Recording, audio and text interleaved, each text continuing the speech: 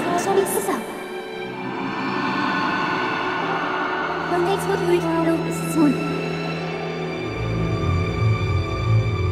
Let's say he can nice to set. Matters.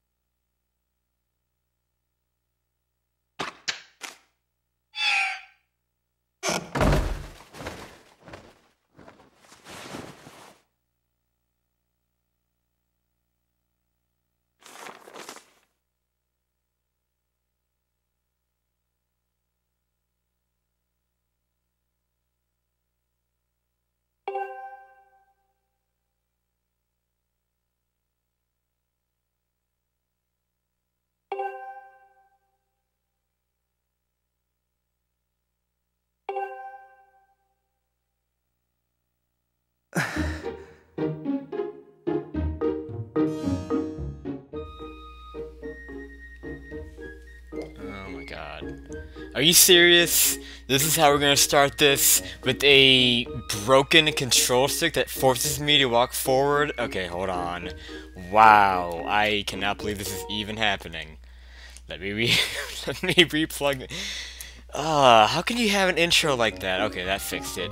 So anyway, hi guys, welcome to my next Zelda challenge run.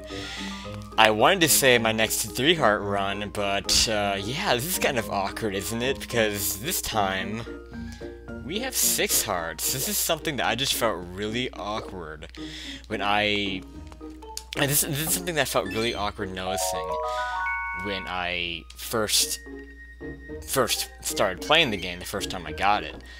And because I was not expecting this at all. I had no idea this game was gonna start you off with 6 hearts, you know, because every Zelda game starts you off with 3 hearts, except for Zelda 2, which has like a different health system. But yeah, I was just shocked and shit. Don't tell me I should do all this stupid tutorial stuff. Damn it. But yeah, I was just shocked and in awe when I saw this was gonna have 6 hearts when I first started playing, because before this came out, that was actually when I announced to everyone that I was gonna do a quote-unquote 3-heart Zelda marathon of all 5 of the 3 Zeldas. I decided to include Skyward Sword in there, even though it wasn't out yet, and I would had no idea like how good I'd be at the game. But I decided, you know what, I'm gonna take the risk and tell everyone, yep, Skyward Sword's gonna be included in the 3-heart marathon. No matter what I think of it, I am gonna do a 3-heart run of it. I will find a way to do a 3-heart run of it. And sure enough, the game comes out, and you start with 6 hearts, and a 3-heart run is impossible. So, yeah, that is pretty awkward, but at least the game does allow you to pass up the heart containers. I did double check that before I started this to make sure it didn't pull a Link to the Past on you and force you to pick up the heart containers and move on. That's kind of an unfortunate thing about Link to the Past, that it forces you to pick up the heart containers in order to move on. And so you can't ever do a 3-heart run of that. So that's kind of a bummer, because I would like to do a 3-heart run of that, even though I'm kind of bad at the game. Damn interruptions. Sorry about that. That might have been a awkward cut there. But anyway, I guess there's some things I can explain, but I want to get outside first. Fortunately, when you're inside, you don't move as quickly. I promise you, you will move a lot faster once you get outside, but I have to figure out how. The door's unlocked over here. Actually, no, I can get in here. See, this could get kind of sloppy at times, because I've only played through this game once. My original playthrough of the game is the only experience I've had with it. Well, actually, no, I shouldn't say that's the only experience I've had with it, because I've watched a couple Let's Plays, so I should have a pretty good idea what I'm doing. That being said, I'm still gonna get lost a little bit more often than I would like to, like right now, where I can't think of how to get outside, so wandering around is probably gonna happen, and I'm definitely gonna cut it out. This first part of the game is going to be pretty slow, and I am sorry about that. There's really not much I can do about it. That's one of the biggest complaints people have with this game, and I definitely agree with it. I think I can actually exit outside, actually, now that I think about it. Yeah, I'll explain more about game mechanics once I actually get outside, because this does have quite a few twists on game mechanics in general. Like, I know that the Zelda games typically have pretty similar game mechanics for all the 3D games, and they don't really need that much explaining, but this game does quite a bit of a twist on them. The one big obvious one, and the big standout, is of course the motion controls, something I would talk about as we go. But I'm not going to talk about them right now, because it's not really that relevant right now. Early on in the game, they don't really have you use them that much. They introduce them a little bit, but you don't get your scored until much later. So here we are at Skyloft, the main hub of the game. We will be spending a lot of time here. This is pretty similar actually to Clocktown and Majora's Mask, because that was kind of the main hub of that game. Usually Zelda games don't have like a quote-unquote hub type of town, but usually you just have a field in the middle and then all sorts of different areas. They don't have like a main town that you spend a lot of time in. In this game, they have Skyloft, and Majora's Mask's version of this is Clocktown, so that's kind of what I relate it to. So, you may have noticed on the... oh yeah, this is the traditional Z targeting guy. Every 3D Zelda game has to have this guy. Though I don't think Majora's Mask... Actually, I don't think Majora's Mask had someone like that who was like standing at a higher level and asked you to Z target them. Okay, but anyway, as I was saying, you may have noticed at the bottom of the screen that green circle, and this is a great addition to this game. It's the ability to run. If you hold on the A button, you can run faster, but as you run, you will take up stamina. Stamina meter applies to a lot of actions in the game, not just running. That's something that kind of... God. Just... Well, okay, he says ignore instructions, but he's still gonna give it to me anyway. Yeah, the stamina meter allows... What am I doing? Am I hit? Oh, I think I'm accidentally hitting the Z button. That's what's going on. Can I please do it? Oh, I think I actually have to do it. Okay, so he's telling me don't ignore instructions. See, that's just proof that I am ignoring instructions. I'm not reading the text. My bad. Okay, so now that's done. See, this is gonna be kind of annoying in the first part of the game. It's gonna be a lot of tutorial shit that I just don't want to go through, but we're gonna have to go through it. I guess it is good because it will allow me to kind of reacquaint myself with the game. I have done a little bit of playing. I did start kind of a practice file somewhere, but I haven't gotten far enough to get my sword in the practice file, so I'm not sure how that's gonna go. That's gonna take some getting used to again. It's been a while.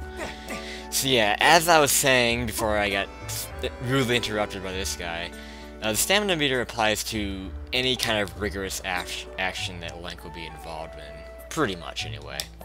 I mean, the stamina gauge will pop up anytime you are involved with anything that takes up stamina, so you'll get used to it as you go. And it's just something that you have to watch out for as you play, because there are a lot of puzzles in the game that involve you kind of having to work around your limit of the stamina meter, and you'll see what I mean once we get there.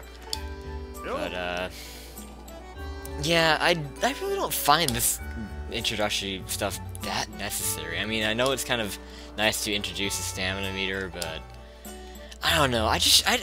I'm not a big fan of these kind of things in games. I just like figuring this stuff out on my own and figuring out, oh, hey, you can hang off of ledges. This is what they're going to teach us here. You can hang off of ledges. They're going to teach you kind of how to climb and all that stuff. So I'm just going to try to get through this as quickly as possible. Again, I apologize ahead of time, but the first couple episodes are kind of slow. And I might even make them a bit longer just to get them out of the way. I'm busy. I wonder what happens if you say I'm busy. I think you still have to do it. Or maybe this is your. Maybe you don't have to do. You know what? You don't have to do this. Let's just get. I wonder if I can just go and activate the cutscene that kind of starts you off. First, let's introduce what this is. This green thing here. This is a stamina fruit, and you can run into those as you are using your stamina, and it will replenish it. So those things you always have to look out for. Okay, so maybe I don't have to do all that crap that I thought I was going to have to do. I could just go straight into this cutscene. Which, of course, like all cutscenes in Zelda 3-hard playthroughs, I'm not going to talk over.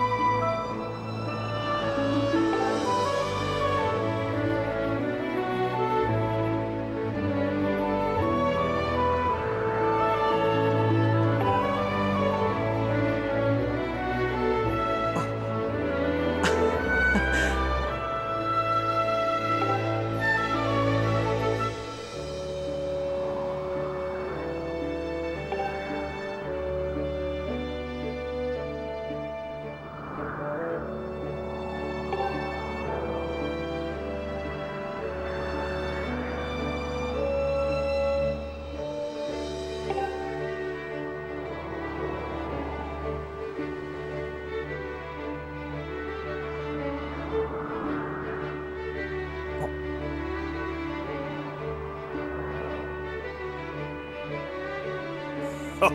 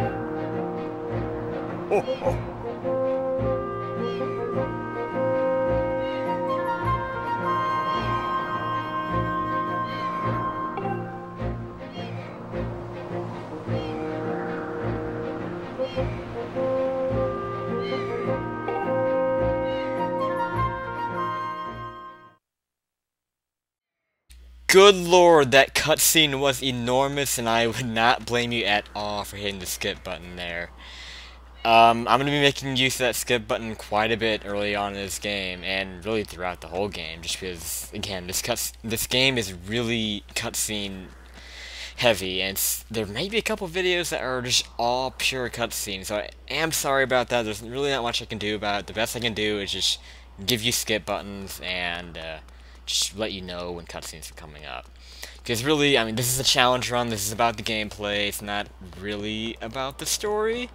But, I mean, if you want to watch the cutscenes, you can go ahead and watch them. That's why I don't commentate over them, because I don't really expect people to watch them. So, I just don't see the point.